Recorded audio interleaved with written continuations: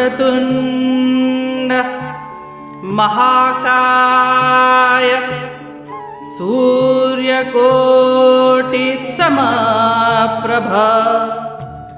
निर्विघ्नं कुरु मे देव सर्वकार्येषु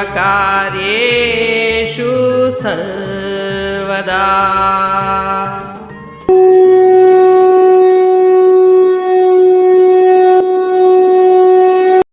अध्याय 3 श्लोक 5।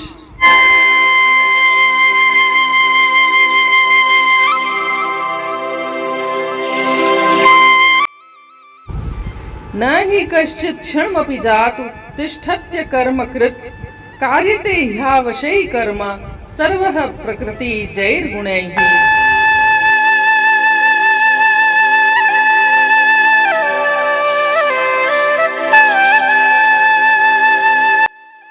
अर्थात कोई भी मनुष्य किसी काल में क्षण मात्र के लिए भी बिना कर्म किए रह नहीं सकता।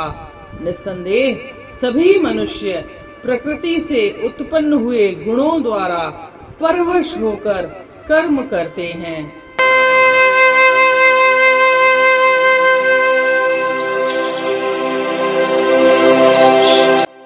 जैसा कि हम जानते हैं, श्री कृष्ण भगवान ने स्थिर प्रज्ञता को प्राप्त करने के लिए 2 मार्ग और एक तीसरा मार्ग भक्ति योग भी बताया है।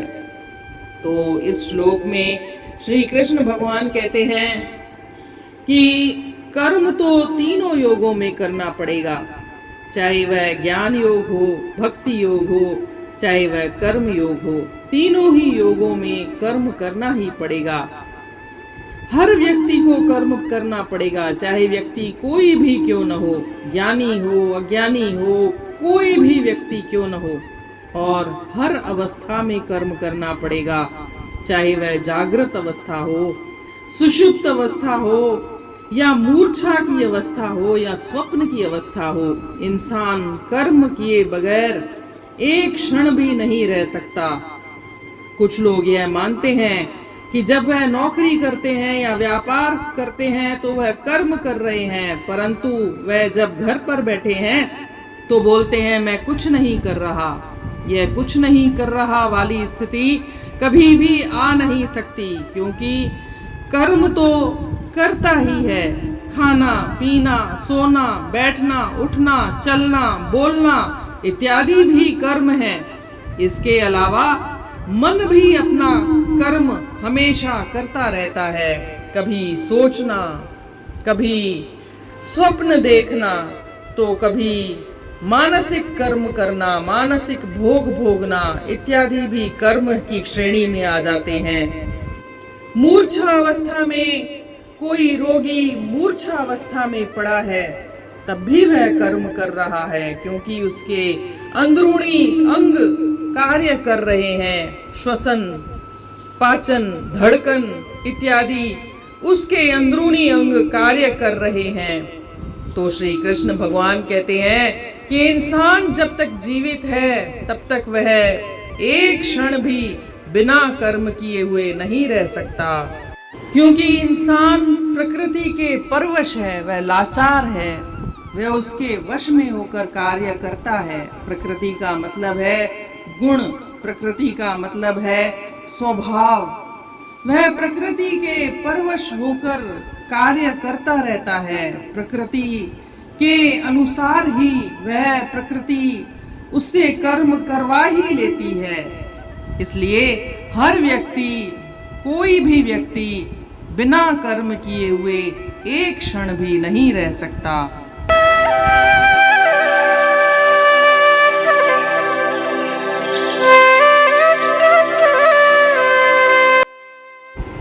Everyone is forced to act helplessly according to the qualities he has acquired from the modes of material nature. Therefore, no one can refrain from doing something, not even for a moment.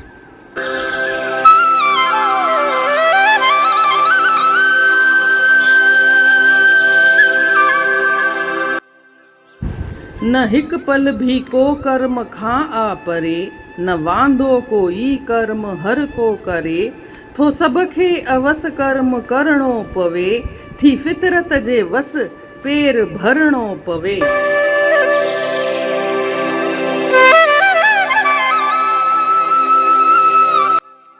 जीअं त पाण खे ॼाण आहे, श्री कृष्ण भॻवान स्थिर प्रज्ञता खे प्राप्त करण लाइ 3 रस्ता ॿुधाया आहिनि: ज्ञान योग, कर्म योग ऐं भक्ति योग। हिन श्लोक में हू कर्म योग जे बारे में ॿुधाइनि था। चवनि था, इंसान जेसिताईं जीअरो आहे तेसिताईं हू हिकु खिन बि बिना कर्म जे नथो रही सघे।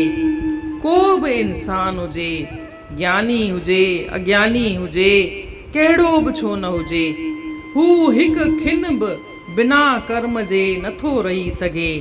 कहिड़ी बि अवस्था हुजे, चाहे हू जाॻियल आहे, चाहे सुम्हियल आहे, चाहे सुपना थो ॾिसे, निंड में आहे, चाहे हू बेहोश आहे, मूर्छा में आहे, तॾहिं बि कंहिं बि अवस्था में हू कर्म हमेशह ई कंदो रहंदो आहे।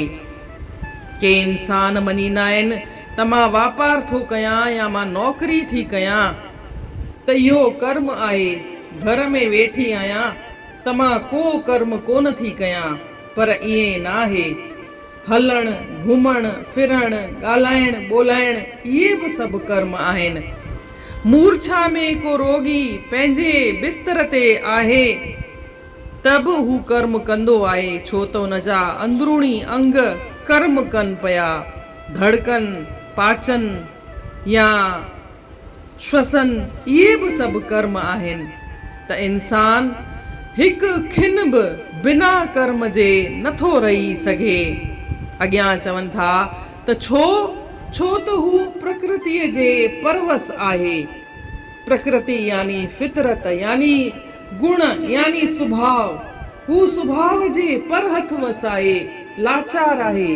उहा प्रकृति कॾहिं बि अक्रियाशील कोन आहे, उहा हमेशह ई परिवर्तनशील आहे, क्रियाशील आहे, ऐं उहा पंहिंजे सुभाव जे मुजिबि इंसान खां कर्म कराए ई वठंदी आहे।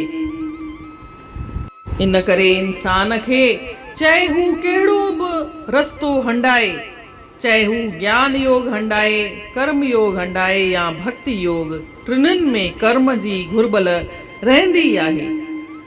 एतिरे क़दुरु त मानसिक कर्म, मन सां बि इंसान कर्म कंदो रहंदो आहे। कॾहिं सोचींदो आहे, कॾहिं सुपना ॾिसंदो आहे, त कॾहिं वीचार कंदो आहे त इहे बि कर्म आहिनि। कॾहिं हू मानसिक भोग बि थो करे त इहो बि हिकिड़ो कर्म आहे।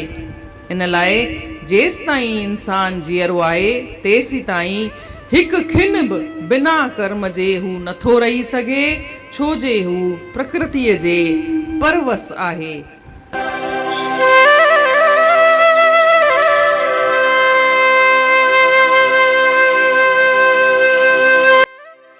इन रीति अध्याय 3 जे श्लोक 5 जो अर्थ पूर्ण थियो।